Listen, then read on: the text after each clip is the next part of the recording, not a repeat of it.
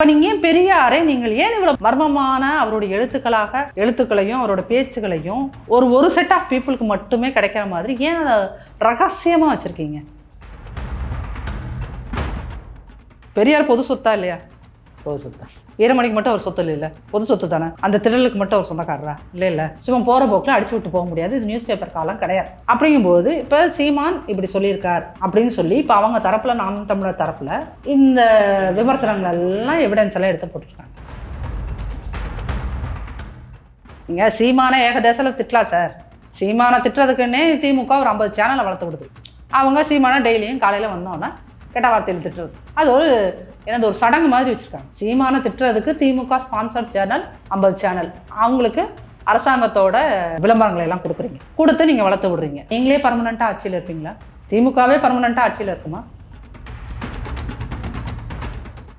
நீங்களே பர்மனெண்ட்டாக இருக்கணும்னா அது மன்னராட்சி. உங்கள் கட்சிக்குள்ளே மன்னராட்சியை கொண்டு வரலாம், ஜனநாயகத்துக்குள்ளே நீங்கள் மன்னராட்சியை கொண்டு வர முடியாது. ஏன்னா சீமான நாம் தமிழர் இயக்கத்தில் இருக்கிறவங்களே எவ்வளோ தூரம் நம்ப முடியும் தெரியல. ஏன்னா இன்றைக்கி பெரியாரை அவர் விமர்சனம் பண்ணுவார், 1 மாதம் கழிச்சு பெரியார் தான் எனக்கு வழிகாட்டிப்பார். நீங்கள் பெரியாரை வச்சு நீங்கள் வியாபாரம் பார்க்குறீங்கல்ல, அந்த வியாபாரத்தை நிறுத்திடுங்க. நீங்கள் எப்படி 100 வருஷம் சம்பாதிச்சிட்டிங்க அவர் பேரை சொல்லி பொது வெளியில் போடுங்க. இங்கே உடனே மீடியாக்காரர்கள் எல்லாரும் நாம் தமிழரும் அதிமுகவும் அப்படின்னு இந்த பக்கம் அண்ணாமலை சப்போர்ட் பண்ணி பேசுறாங்க. அந்த பக்கம் என்ன சொல்லுவீங்க? அதிமுகங்கிற ஒரு கட்சி எப்பயுமே எளிய மனிதர்களின் கட்சி அது, சரிங்களா? திமுக மாதிரி அது ஒரு கார்ப்பரேட் கட்சி கிடையாது. அதை நீங்கள் அந்த டிஃப்ரென்ஸை புரிஞ்சுக்கணும். நிதி இல்லை 2 விஷயம் சொல்லுவாங்க. மத்திய அரசு எங்களுக்கு நிதி கொடுக்கலம்பாங்க. மத்திய அரசு நிதி கொடுக்கலன்னா எனக்குலாம் ஒரே ஒரு கேள்வி தான் சிம்பிளாக வருது. ஊரெல்லாம் கன்னியாகுமரியில் ஆரம்பிச்சு மெட்ராஸ் வரைக்கும் வந்தீங்கன்னா எங்கிட்ட திரும்பினாலும் கலைஞருக்கு எதையோ அந்த திட்டம் இந்த திட்டம் அதனால் கலைஞர்னு அது என்னென்னமோ திட்டங்கள் கொண்டு வரீங்க இல்லைங்களா கலைஞர் பேரில். இப்போ அதுக்கு மட்டும் உங்களுக்கு காசுங்க சார் இருக்குது? நாணயம் வெளியிடுறீங்க மத்திய அரசாங்கத்திலேருந்து, நாங்கள் பிஜேபி உள்ளே வந்துடும் சொல்லிட்டு ஆட்சி அமைச்சிட்டு நீங்கள் அதே மத்திய அரசாங்கத்திலேருந்து கூட்டிகிட்டு ராஜ்நாத் சிங்கத்தை கூட்டிகிட்டு நீங்கள் என்ன பண்ணுறீங்க? நாணயம் வெளியிடுறீங்க. அப்போ நீங்கள் பண்ணுறது எத்தனை ஃபோர்ஜரி, கேவலமான வேலை. உங்கள் சொல்லொன்று செயலொன்று. இங்கே ஒரே ஒரு பொங்கலுக்கு ஒட்டுமொத்த மக்களும் சந்தோஷமாக இன்றைக்கி ஒரு நாள் இருக்கிறதுக்கு உங்களுக்கு இந்த 2500 கோடி ரூபாய் செலவு பண்ண முடியலை. ஆனால் கார் ரேஸ் நடத்துகிறேன்.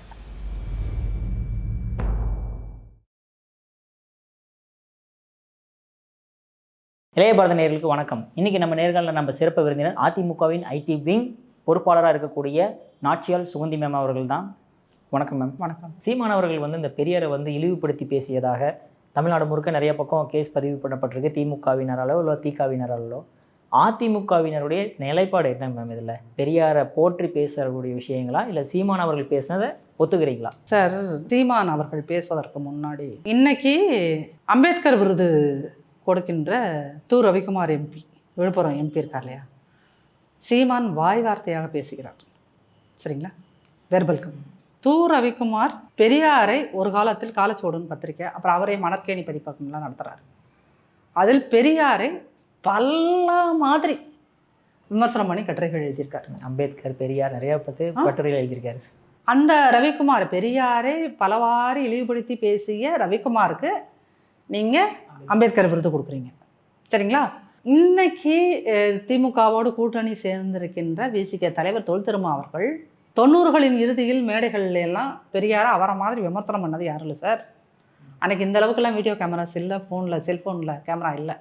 அப்போது நீங்கள் சீமான் பேசுகிறார் அப்படின்னா நான் அதிமுக பர்சன் இல்லாமல் நடுநிலையாக நான் சொல்கிறது என்னென்னா, சார் பெரியார் இப்படி பேசியிருக்கார் ஒரு விஷயத்த, பேசலை இப்படி ஒரு விஷயத்த நான் எப்படி சார் தெரிஞ்சுப்பேன்? பெரியார் எழுதிய புத்தகங்களை நீங்கள் பொது உடைமையாக்குங்க. அவர் குடியரசில் என்ன பேசினார், என்ன எழுதியிருக்காருங்கிறத அந்த அது அத்தனையும் நீங்கள் பொது வெளியில் வச்சா தானே சார் நான் தேடி போய் எடுத்து படிக்க முடியும். பானைமுத்து ஐயா பெரியார் பற்றி அவர் பேசின பேச்சுகள் அத்தனையுமே தொகுத்துருக்கார். அந்த புத்தகங்கள் எனக்கு இன்றைக்குமே நீங்கள் புக் ஃபேர் பண்ணால் கிடைக்க மாட்டேங்குது. அப்போ நீங்கள் ஏன் பெரியாரை நீங்கள் ஏன் இவ்வளோ மர்மமான அவருடைய எழுத்துக்களையும் அவரோட பேச்சுகளையும் ஒரு செட் ஆஃப் பீப்புளுக்கு மட்டுமே கிடைக்கிற மாதிரி ஏன் அதை ரகசியமாக வச்சுருக்கீங்க? திராவிட கழக தலைவர் கே ஐயா வீரமணி ஐயா, ஏன் அதை நீங்கள் பெரியார் பொது சொத்தா இல்லையா? பொது சொத்தா. வீரமணிக்கு மட்டும் அவர் சொத்து இல்லை, பொது சொத்து தானே. அந்த திடலுக்கு மட்டும் அவர் சொந்தக்காரரா? இல்லை பொதுவாக ஒட்டுமொத்த இந்தியாவுக்கும் உலகத்துக்கும் அவர் பொது சொத்து. அப்படிங்கும்போது அவருடைய சிந்தனைகளை மற்றவங்க படிக்கணும் கேட்கணும் அப்படின்னா அவர் எழுதிய விஷயங்களை நீங்கள் பொதுவில் வச்சாதான் பெரியார் இந்த டாப்பிக்கில் இப்படி சொன்னாரா இல்லையான்னு இப்போ நான் படித்து அதை சொல்லணும்னா எப்படி சொல்ல முடியும்? அப்போ சீமான் அவர்கள் இப்படி விமர்சனம் பண்ணுறாரு அப்படின்னா அவர் கையில் இன்றைக்கி ஆமாம் பெரியார் இப்படிலாம் பேசியிருக்காருங்கிறதுக்கு ஒரு டாக்குமெண்ட் இருக்கு. சரிங்களா? இன்னைக்கு இருக்கிற ஜென்ரேஷன் எல்லாத்துக்குமே sir they need evidence for everything. சரியா? சும்மா வாய்ப்போக்கில் ஒருத்தவங்க சொல்கிற முழுசான வார்த்தைகளை நம்புறதுக்கு யாருமே தயாராக. இது ஐடி காலம், இன்ஃபர்மேஷன் டெக்னாலஜி ரொம்ப ஓகோன்னு வளர்ந்துருக்க காலம். இப்போது நான் சொன்னாலும் சரி நீங்கள் சொன்னாலும் சரி எல்லாத்துக்குமே அதுக்கு எவிடன்ஸ் வேணும். சும்மா போகிற போக்கில் அடிச்சு விட்டு போக முடியாது. இது நியூஸ் பேப்பர் காலம் கிடையாது. அப்படிங்கும்போது இப்போ சீமான் இப்படி சொல்லியிருக்கார் அப்படின்னு சொல்லி இப்போ அவங்க தரப்பில் நாம் தமிழர் தரப்பில் இந்த விமர்சனங்கள்லாம் எவிடன்ஸ் எல்லாம் எடுத்து போட்டிருக்காங்க. அதுக்கு மறுப்பு தெரிவிக்கிறதுக்கு நீங்கள் திடல்காரர்களாக பெரியாரிஸ்டுகளாக இருந்தாலும் சரி, திமுகவில் பெரியாரை சின்சியராக ஃபாலோ பண்ணுற ஒரு 0.1% ஆட்கள் இன்னமும் இருக்கிறாங்க. மீதி 99.9 வந்து எல்லாம் ஆல் கரப்டட் அண்ட் கல்பிரிட்ஸ். அப்படி தான் சொல்லணும், கரப்டட் அண்ட் கல்பிரிட்ஸ். அந்த 0.1% ஆட்கள் அதை நிரூபிக்கணுமா இல்லையா? நீங்கள் சீமான ஏகதேசத்தில் திட்டலாம் சார். சீமானை திட்டுறதுக்குன்னே திமுக ஒரு 50 சேனலை வளர்த்து விடுது. அவங்க சீமானை டெய்லியும் காலையில் வந்தோன்னே கெட்ட வார்த்தையில் திட்டுறது அது ஒரு சடங்கு மாதிரி வச்சுருக்காங்க. அவரும் அதை பாதர் பண்ணிக்கிற மாதிரி இல்லை. அப்போ அரசியலை நீங்கள் எப்படி கேவலமாக கொண்டு போகிறீங்க? சீமானை திட்டுறதுக்கு திமுக ஸ்பான்சர்ட் சேனல் 50 சேனல், அவங்களுக்கு அரசாங்கத்தோட இதை கொடுக்குறீங்க, விளம்பரங்களை எல்லாம் கொடுத்து நீங்கள் வளர்த்து விடுறீங்க. நீங்களே பர்மனெண்ட்டாக ஆட்சியில் இருப்பீங்களா? திமுகவே பர்மனெண்ட்டாக ஆட்சியில் இருக்குமா? மாறித்தானே ஆகணும். இது மக்கள் ஆட்சி இல்லையா? நீங்களே பர்மனெண்ட்டாக இருக்கணும்னா அது மன்னராட்சி. உங்கள் கட்சிக்குள்ளே மன்னராட்சியை கொண்டு வரலாம், ஜனநாயகத்துக்குள்ளே நீங்கள் மன்னராட்சி கொண்டு வர முடியாது இல்லையா? அப்போது சீமான் சொல்கிறார் பெரியாரை குறித்து. ஏன்னா சீமானை வந்து அவருடைய நாம் தமிழர் இயக்கத்தில் இருக்கிறவங்களே வந்து எவ்வளோ தூரம் நம்ப முடியும் தெரியல. ஏன்னா இன்றைக்கி பெரியாரை வந்து அவர் விமர்சனம் பண்ணுவார், இன்னும் ஒரு மாதம் கழிச்சு பெரியார் தான் எனக்கு வழிகாட்டிம்பார். சரியா? அவர் பெரியாரை போற்றி பாடின ஒரு இது. அதனால அவர் நம்ம ஃபுல்லாக அவர் சொல்கிறத நம்ம சப்போர்ட் பண்ணுறதுக்கான விஷயங்களும் நம்மக்கிட்ட இல்லை. ஆனால் அவரை டிஃபெண்ட் பண்ணணும்ல, சீமானா டிஃபெண்ட் பண்ணணும்னா அவர் இப்படிலாம் சொல்லலை செய்யலைங்கிறதுக்கு டிஃபெண்ட் பண்ணுறதுக்கான எவிடன்ஸஸும் நம்ம கையில் குறைச்சலாக இருக்குது. அப்போது அந்த எவிடன்ஸ் பொதுவெளிக்கு வரணும்னா ஐயா பெரியாரோட எழுத்துக்களை பேச்சுகளை பொது உடைமையாக்குங்க, நாட்டு உடைமையாக்குங்க. இல்லை இப்போ கருணாநிதியோட எழுத்துக்கள் பேச்சுக்கள் எல்லாத்தையும் கூட நாட்டுடைமை ஆக்கிட்டாங்க. அவர் மனைவியிடம் போய் காசெல்லாம் கொடுத்தாங்க, உங்களுக்கு பார்த்துருப்பீங்க செய்திகள்.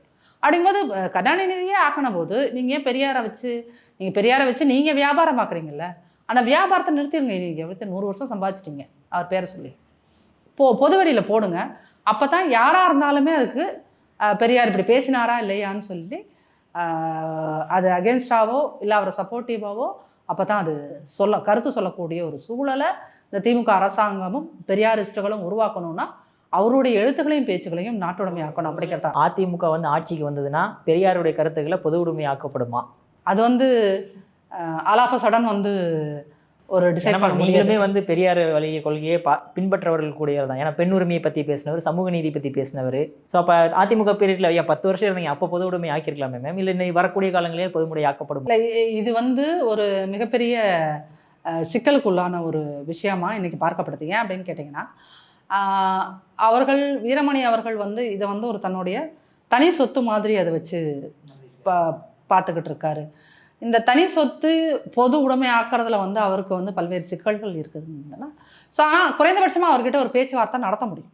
ஏன்னா அதுக்குடைய உரிமைகள் எல்லாம் அவர் கையில் இருக்கனால அது குறைந்தபட்சம் அதனுடைய பேச்சுவார்த்தை நடத்த முடியும்.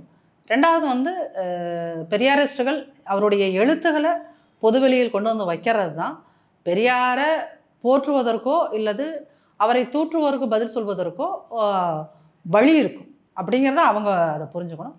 அதிமுக பீரியடில் அது பாசிபிளாக செய்ய முடியும் அப்படின்னா அது மிக நிச்சயமாக செய்வார்கள். ஆட்சிக்கு அடுத்த முறை ஆட்சிக்கு வந்து நாங்கள் முதல்வர் மாதிரி சட்டமன்றத்தில் போய் உட்காந்து டெய்லி கூவ மாட்டோம், அடுத்து எங்கள் ஆட்சி தான் 7வது முறையாகவும் நாங்கள் தான் வருவோம் அப்படின்னு சொல்லிட்டு மக்கள் நீங்கள் ஏற்கனவே 6வது முறை வந்து எங்களுக்கு 7.5 போயிடுச்சு, அதனால் வீட்டுக்கு போயிட்டு வாங்க, அடுத்த தடவை அது இவர்களுடைய இந்த போக்கே அவங்கள அனுப்பிச்சி விட்ருன்னு வச்சுக்கோங்களேன். அப்படிங்கும்போது இவர்கள் கனவு காண்பது நடக்காது. அப்படி இருந்தாலும் அதிமுக வருகின்ற போது மிக நிச்சயமாக அதற்கான முன்னெடுப்புகளை செய்வதற்கான விஷயங்களை நாங்களாம் வலியுறுத்துவோம், கண்டிப்பாக வலியுறுத்துவோம். ஏன் இந்த கேள்வி எழுதுனாங்க மேம்? ஏன்னா பெரியார் வந்து வேற யாராவது தப்பாக பேசியிருந்தாங்க அப்படின்னா அதிமுகவின் நிச்சயமாக கொந்தளிச்சு போராட்டங்களோ இல்லை கண்டன அறிக்கையாவது வந்திருக்கு மேம். ஆனால் சீமானவர்கள் அதை பேசியுமே அதிமுக தரப்புலேருந்து எந்த ஒரு கொந்தளிப்பும் வராததுனால இந்த கேள்வி எழுதுங்க மேம், வேற ஒன்றும் கிடையாது. இல்லை, நீங்கள் உடனே மீடியாக்காரர்கள் எல்லாரும் நாம் தமிழரும் அதிமுகவும் அப்படின்னு இந்த பக்கம் அண்ணாமலை சப்போர்ட் பண்ணி பேசுறாங்க. நாளைக்கு அந்த பக்கம் என்ன சொல்லுவீங்க? அதிமுகவும் விஜயும் இணைகிறாரான்னு. சார், இந்த கூட்டணி உருவாகிற வரைக்கும் உங்களுக்கு டெய்லியும் கண்டென்ட்டு தான். இவங்க இணைய போகிறாங்களா, இவங்க இணைய போகிறாங்களான்னு. தேர்தலுக்கு ஒரு 3 மாதத்துக்கு முன்னாடி எல்லாமே ஊர்ஜிதமாகி வரும் இல்லையா, அன்னைக்கு பார்ப்போம். பொங்கல் தொகுப்பு வந்து அதிமுகவுக்கு கொடுக்கப்பட்ட பொங்கல் தொகுப்பும் திமுகவினர் இப்போ கொடுக்கப்பட்ட பொங்கல் தொகுப்பும் என்ன வேறுபாடு பார்க்குறீங்க மேம் நீங்கள்? சார், அதிமுக கொடுத்தது வந்து அதிமுகங்கிற ஒரு கட்சி, நான் அந்த இயக்கத்தில் இருக்கேங்கிறதுக்காக இல்லை. அதிமுகங்கிற ஒரு கட்சி எப்பயுமே எளிய மனிதர்களின் கட்சி அது, சரிங்களா? திமுக மாதிரி அது ஒரு கார்ப்பரேட் கட்சி கிடையாது. அதை நீங்கள் அந்த டிஃப்ரென்ஸை புரிஞ்சுக்கணும். அதிமுக எப்போதும் எளிய மனிதர்களின் கட்சி, அது கார்ப்பரேட்டுகள் மாதிரி செயல்படாது. விளிம்பு நிலையில் இருக்கிற மக்கள், மிடில் கிளாஸ் மக்கள், லோவர் மிடில் கிளாஸ் மக்கள் சந்தோஷமாக இருக்கணும், குறைந்தபட்ச மகிழ்ச்சியோடு இருக்கணும். அந்த மகிழ்ச்சிக்கு உத்தரவாதம் அளிக்கக்கூடிய செயல்களை எப்போதுமே அதிமுக செய்யும். அந்த வகையில் தான் பெண் கல்விக்காக உங்களுக்கு பெண் குழந்தைகளுக்கு சைக்கிள் கொடுத்தாங்க, அம்மா லேப்டாப் கொடுத்தாங்க இல்லைங்களா? அப்போ ஒரு நார்மல் மிடில் கிளாஸுக்கு இப்போ நீங்களே கூட வந்து, இப்போ நானே கூட அப்படிங்கிறது வந்து லேப்டாப் நம்ம எல்லாத்துக்குமே ஒரு காலத்தில் ஒரு கனவாக இருந்தோம். டக்குன்னு உங்களுக்கு 25,000 30,000 50,000 1 லட்சம் கொடுத்து வாங்கக்கூடிய சூழல் எல்லாத்துக்குமே வாய்க்காது. அப்படி இருக்கிற நேரத்தில் தான் உங்களுக்கு வந்து அந்த லேப்டாப் கொடுக்குறாங்க ஒரு மிடில் கிளாஸ் குழந்தைகளுக்கு. அப்போ அது வந்து என்ன ஆகுதுன்னா, அந்த குழந்தை வந்து ஒரு ஸ்டூடெண்ட்டை வந்து ஈஸியாக உலகத்தோட கனெக்ட் பண்ண முடியுது த்ரூ இன்டர்நெட். அப்போ இது எல்லாமே ரொம்ப ஒரு பெரிய விஷன் இருக்கிற திட்டங்கள், இந்த மாதிரி திட்டங்கள், இந்த சைக்கிள் கொடுக்கறது அப்படிங்கிறதெல்லாம். ஆனால் உங்களுக்கு வந்து ஒரு பொங்கல் தொகுப்பு கொடுக்கறது அப்படிங்கிறது, என்னோட ஆட்சியில் மக்கள் வந்து சந்தோஷமாக இருக்கணும் அப்படிங்கிறதெல்லாம் தாண்டி, பொங்கல் அன்னைக்கு இது ஒட்டுமொத்த தமிழர்களோட பண்டிகை. அன்னைக்கு மக்கள், எல்லா மக்களும், வீடு இருக்கிறவங்க இல்லாதவங்க, வசதி இருக்கிறவங்க இல்லாதவங்க எல்லாரும் அன்றைக்கி ஒரு நாள் சந்தோஷமாக இருக்கலாம். ஏன்னா நம்மளோட பழமொழியே தை பிறந்தால் வழி பிறக்கும் அப்படிங்கிறது. ஸோ அந்த நம்பிக்கைக்கு ஒரு சின்ன கிஃப்ட் மாதிரி தான் இது. இப்போது உங்களுக்கு வந்து அதிமுக ஆட்சி காலத்தில் பொங்கல் தொகுப்புன்னு எல்லா பொருளும் வச்சு கொடுப்பாங்க. நெய், முந்திரி பருப்பு எல்லாமே அதில் இருக்கும். உங்களுக்கு ஒரு 27-28 பொருள் வச்சு கொடுப்பாங்க. 2,500 காசும் கொடுத்தாங்க. இவங்க என்ன அப்படின்னீங்கன்னா, நிதி இல்லை 2 விஷயம் சொல்லுவாங்க. மத்திய அரசு எங்களுக்கு நிதி கொடுக்கலம்பாங்க. மத்திய அரசு நிதி கொடுக்கலன்னா எனக்குலாம் ஒரே ஒரு கேள்வி தான் சிம்பிளாக வருது.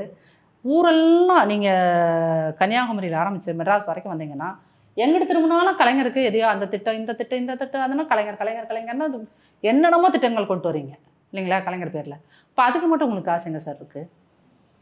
அதுக்கு மட்டும் உங்கள் 2 கோடி ரேஷன் கார்டு சார், 2.5 கோடினே வச்சுக்கோங்க. 2.5 கோடி ரேஷன் கார்டுக்கு உங்களுக்கு ஒரு பைக்கு, ஒரு பொங்கல் தொகுப்புக்கு ஒரு அரிசி, சர்க்கரை, ஒரு 30 பொருள் அடங்கிய ஒரு பொருள், இதுக்கு சராசரி ஒரு 1000 ரூபாய்க்கு குறைச்சலாக தான் ஆகும், சரிங்களா? அப்போ 2.5 கோடி கார்டு எவ்வளோ ஆகுது உங்களுக்கு? 2,000 கோடி 2,500 அவ்வளோதான். இதுக்கு உங்களுக்கு காசு இல்லை சார். என்ன சொல்கிறாங்க? நிதி இல்லை, மத்திய அரசு எங்களுக்கு நிதி கொடுக்கல அப்படின்றீங்க. இங்கே ஒரே ஒரு பொங்கலுக்கு ஒட்டுமொத்த மக்களும் சந்தோஷமாக அன்றைக்கி ஒரு நாள் இருக்கிறதுக்கு உங்களுக்கு இந்த 2,500 கோடி ரூபாய் செலவு பண்ண முடியலை. ஆனால் கார் ரேஸ் நடத்துகிறேன், 247 கோடி ரூபாய் செலவு பண்ணி கார் ரேஸ் நடத்துகிறேன். எங்கே? உயர்நீதிமன்றம் வரைக்கும் கேஸ் போகுது, அங்கே போய் போராடி பெர்மிஷன் வாங்கிட்டு வந்து நடத்துகிறேன். அப்போ இந்த கவர்மெண்ட் யாருக்கானது? மக்கள் அதை யோசிக்கணும். அப்போ இந்த திமுக அரசாங்கம் எப்பயுமே அந்த கட்சியில் இருக்கின்ற நிர்வாகிகளைப் போல பணக்காரர்களுக்கானது, பணம் படைத்தவர்களுக்கானது. இவர்கள் ஆட்சி நடத்துவதே பணக்காரர்களுக்காகத்தான். அப்போ நீங்கள் வந்து ஒரு கார் ரேஸ் நடத்துகிறீங்க, அதுக்கு உங்கள்கிட்ட காசு இருக்குது. நாணயம் வெளியிடுறீங்க, மத்திய அரசாங்கத்திலேருந்து நாங்கள் பிஜேபி உள்ளே வந்துடும் சொல்லிட்டு ஆட்சி அமைச்சிட்டு, நீங்கள் அதே மத்திய அரசாங்கத்திலேருந்து கூட்டிகிட்டு வந்து ராஜ்நாத் சிங்கத்தை கூட்டிகிட்டு வந்து நீங்கள் என்ன பண்ணுறீங்க? நாணயம் வெளியிடுறீங்க. அப்போ நீங்கள் பண்ணுறது எத்தனை ஃபோர்ஜரி, கேவலமான வேலை. உங்கள் சொல்லொன்று செயலொன்று பண்ணிவிட்டு இங்கே பொங்கல் தொகுப்பு கொடுக்கறதுக்கு உங்களுக்கு கஷ்டமாக இருக்குது, நிதி இல்லது அப்படின்னு சொல்கிறதுக்கு, எங்களிடம் நிதி இல்லை என்னது, கருணை இருக்கிறது, நிதி இல்லை, இந்த வாசகத்தை சொல்கிறதுக்கு உண்மையிலுமே வெட்கி தலை குனியணும். உங்களுக்கு உண்மையிலுமே மனசாட்சின்னு ஒன்று இருந்ததுன்னா வெட்கி தலை குனியணும். மக்கள் அதனால் இப்போ நிறைய பெண்கள் கேள்வி கேட்டுட்டு இருக்காங்களே, நீங்கள் என்னத்துக்கு வந்தீங்க? அதிமுக அரசாங்கத்தில் 2500 ரூபாய் காசு தரேன்னு சொன்னாங்க. நீங்கள் வந்து நீங்கள் 5000 ரூபாய் கொடுப்பீங்க அப்படின்னு சொன்னதுனால தான் உங்களுக்கு ஓட்டு போட்டோம். இப்போ நீங்கள் 500 ரூபாய் கூட கொடுக்கல. பக்கத்தில் இருக்கிற இந்த சின்னூண்டூர் பாண்டிச்சேரியில் கூட என்ன கொடுக்குறாங்க? 750 ரூபா கொடுக்குறாங்க. உங்களுக்கு 1000 ரூபாய் கூட கொடுக்க முடியாதான்னு கேட்குறாங்க. அவங்க 750 ரூபா கொடுக்குறாங்க, நீங்கள் 500 ரூபாய் கூட கொடுக்க மாட்டியான்னு கேட்குறாங்க. நீங்கள் எதுக்கு ஆட்சிக்கு வந்தீங்கன்னு கேட்குறாங்க. அது முதல்வரோட தொகுதியிலேருந்தே பல பெண்கள் இன்றைக்கி வீடியோ போட்டுக்கிட்டு இருக்காங்க. அப்படிங்கும்போது இது என்ன அப்படின்னு சொன்னீங்கன்னா, இந்த அரசாங்கத்துக்கு 10 வருஷம் வீட்டில் இல்லை. திமுக அரசாங்கம் ஆட்சியில் இல்லை, வீட்டில் இருந்தாங்க. அந்த 10 வருஷம் சம்பாதிக்கணும், விட்டு போன காசை எல்லாம் சம்பாதிக்கணும். அதனால தான் இத்தனை வழக்குகள். அதிமுக ஆட்சி காலத்தில் செந்தில் பாலாஜி மீது போடப்பட்ட வழக்குக்கு திமுக டெய்லியும் ஒரு லாயருக்கு 50 லட்சம் கொடுத்து 10 நாள் வழக்கு நடத்திட்டு இருக்கு. அதுக்கு பல 100 கோடி ரூபாய் செலவு பண்ணியிருக்குது செந்தில் பாலாஜி வழக்குக்காக மட்டும். அப்போது நீங்கள் யாரை காப்பாற்றுறீங்க, எதுக்கு காப்பாற்றுறீங்க, என்ன விஷயத்துக்கு காப்பாற்றுறீங்க அப்படிங்கிறது முக்கியம். இந்த பொங்கல் தொகுப்பை பொறுத்தளவுக்கு மக்கள் வந்து உணர்ந்துக்கணும். இன்றைக்கி கூட சட்டமன்றத்தில் அவர் என்ன சொல்கிறாரு, 1000 ரூபாய் நாங்கள் பெண்களுக்கு கொடுத்தோம். நீங்கள் 1000 ரூபாய் கொடுக்குறீங்க. 1000 ரூபாய் அந்த அம்மா பேங்க்கில் போய் எடுத்துகிட்டு வர்றதுக்கு முன்னாடி அங்கேயே பாதி காசை யார் வாங்கிடுறாங்க? வீட்டுக்காரர் வாங்கிடுறாரு. அவர் வாங்கிட்டு எங்கே போகிறாரு? பெரும்பாலான பெண்களின் கணவர்கள் எந்த காசு கொண்டு போய் எங்கே கொடுக்குறாங்க? டாஸ்மாகில் கொடுக்குறாங்க. அப்புறம் என்ன நீங்கள் 1000 ரூபாய் கொடுத்துறீங்க? இந்த பக்கம் கொடுத்து அந்த பக்கம் வாங்குறீங்க, அவ்வளோதானே? நீங்கள் பெண்களுக்கு வந்து இலவச பஸ் பாஸில் போய், அதுவும் யாரோ ஒரு குழந்தை கன்னியாகுமரியில் சொல்லிச்சான், நாங்கள் ரொம்ப ஏழையான குடும்பமாக இருந்தோம், எங்கள் அம்மா என்னை படிக்க வைக்க முடியாதுன்னு சொன்னாங்க, அதனோடனே முதல்வர் கொடுத்த 1000 ரூபாய் திட்டம் இருக்கிறது, அதில் நான் கல்வியை கற்றுக்கொள்வேன், அப்புறம் இலவச பஸ் பாஸ் கொடுக்குறாரு, கல்லூரி போகிறதுக்கு இலவச மகளிர் விடியல் பயண திட்டம் இருக்குது, அதனால் நான் இலவசமாக போயிட்டு ஏறி வந்து படிச்சுக்குவேன் அப்படின்லாம் நீங்கள் சொல்கிறீங்கல்ல. அப்படி சொல்கின்ற அந்த பெண் குழந்தைகளுக்கு நீங்கள் கொடுக்குற 1000 ரூபாய் அப்படிங்கிறது அது அரசு பள்ளியில் படித்த மாணவர்களுக்கு மட்டும்தான், எல்லா பெண்களுக்கும் கிடையாது. அந்த அரசு பள்ளியில் படித்தா அந்த ஒரு 1 லட்சம் மாணவர்கள் அதனால் பயனடைகிறார்கள் அப்படின்னு எடுத்துக்கிட்டாலும், அந்த காசை நம்ம துரைமுருகன் எப்படி இழிவுபடுத்தினார்? உனக்கு ஒரு 1000 ரூபா, உங்கள் அம்மாவுக்கு ஒரு 1000 ரூபா. அது அவர் ஒரு மாதிரி கெட்ட வார்த்தை மாதிரி சொன்னார். அப்போ இவர்களுடைய இழிவான ஒரு விளிம்பு நிலை மக்களுக்கு கொடுக்கின்ற காசை ஒரு அமைச்சராக அவங்க ஆணவத்திலிருந்து தான் சொல்கிறாங்க. கொடுத்துட்டு நீ கொடுத்துட்டு அதுக்கப்புறம் என்ன சொல்லி காமிக்கணும்? ஓகே, அப்போ இது வந்து உண்மையிலுமே இந்த திட்டம் பெண்களை ஒரு எப்படி சொல்கிறது, ஒரு சக்தி மிகுந்தவர்களாக மாற்றுதா அப்படின்னு கேட்டிங்கன்னா அது ஒரு கேள்விக்குரிய விஷயம். ஆனால் நீங்கள் வந்து இந்த 1000 ரூபாய் கொடுக்குறோம் பெண்களுக்கு, அவங்க அந்த அம்மாவுக்கு 1000 ரூபாய், அவங்க பொண்ணு காலேஜ் போகிற பொண்ணுக்கு 1000 ரூபாய், அப்புறம் ஒரு அந்த பையன் காலேஜ் படிக்கிற பையன் இருந்தானா அவனுக்கு ஒரு 1000 ரூபாய் அப்படின்னு இந்த அரசாங்கம் இந்த 4 வருடங்கள் செய்த மிகப்பெரிய திட்டங்கள் அப்படின்னு பார்த்தீங்கன்னா, காலையில் குழந்தைங்களுக்கு ஸ்கூலில் போட்டது, சோறு போட்டது, பெண்களுக்கு 1000 ரூபாய், இந்த விடியல் பயணம், இலவச பயணம், பொம்பளை பிள்ளைகளுக்கு ஒரு 1000 ரூபாய், இதைத்தான் இந்த 4 ஸ்கீமை தான் இவங்க பெருசாக சொல்லிட்டு இருக்காங்க. அதுக்கப்புறம் வேறு எதுவுமே பெருசாக இவங்க பண்ணலை. 4 வருஷம் நீங்கள் ஆட்சியில் 4வது வருஷமாக நடந்துக்கிட்டு இருக்கு. இதுவே போதுமே மேம் 2026 ஜெயிக்கிறதுக்கான வாய்ப்புக்கு. அப்போ அந்த 520 வாக்குறுதிகள் சொன்னீங்களே சார், அந்த வாக்குறுதிகளை எடுத்து ஒவ்வொன்றா நாங்கள் கேட்குறோம். பொதுமக்கள் கேட்பாங்க. ஒரு 50 டாப்பிக்கில் ஒவ்வொன்றும் கீழே நீங்கள் வந்து 10 வாக்குறுதிகளை கொடுத்து வச்சுருக்கீங்க சார்.